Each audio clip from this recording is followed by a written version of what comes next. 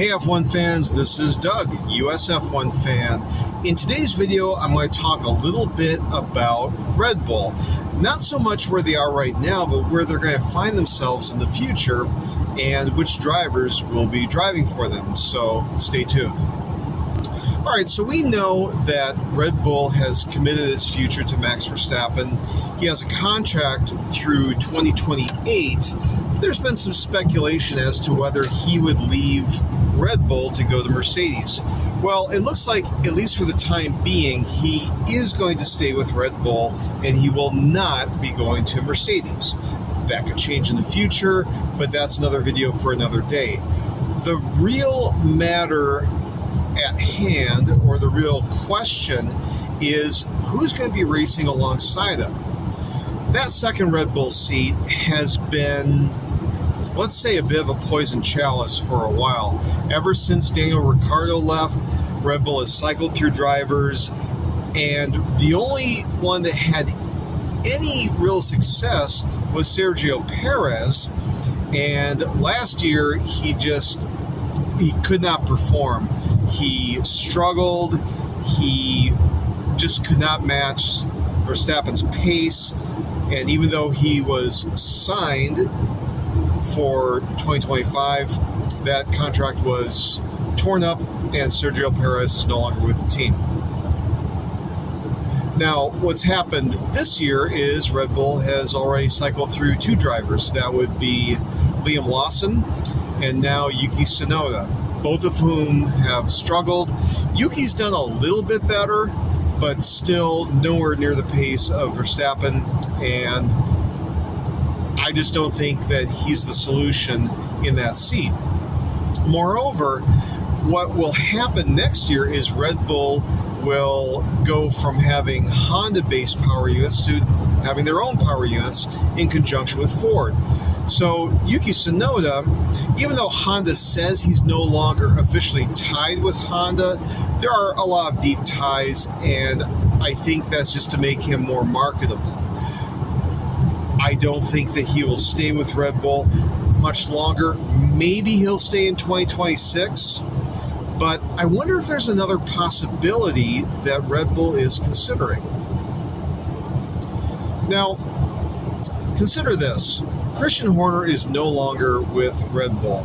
He was ousted in basically a palace coup where the various factions within Red Bull decided he was no longer required. His erstwhile backers in Thailand decided that they weren't going to continue with him. Now, the Thailand faction is a major matter here because really within Red Bull there's two factions. There's the Austrian faction, which was the one that Dietrich Mateschitz was part of, and then there's the Thai faction.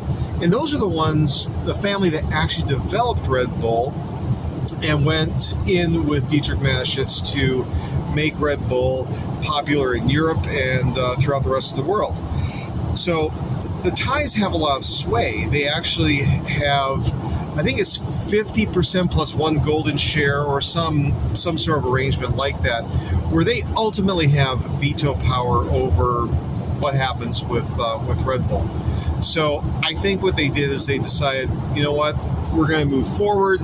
Christian Horner is no longer the guy that they want, and they need to make some changes. So they decided to do that.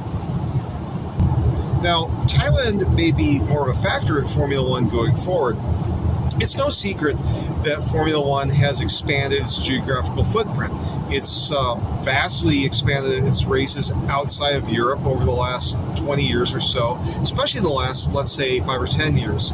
And one of the markets that they're keen on is Southeast Asia. It has a large population, it has an appetite for motorsports, and it has some new venues.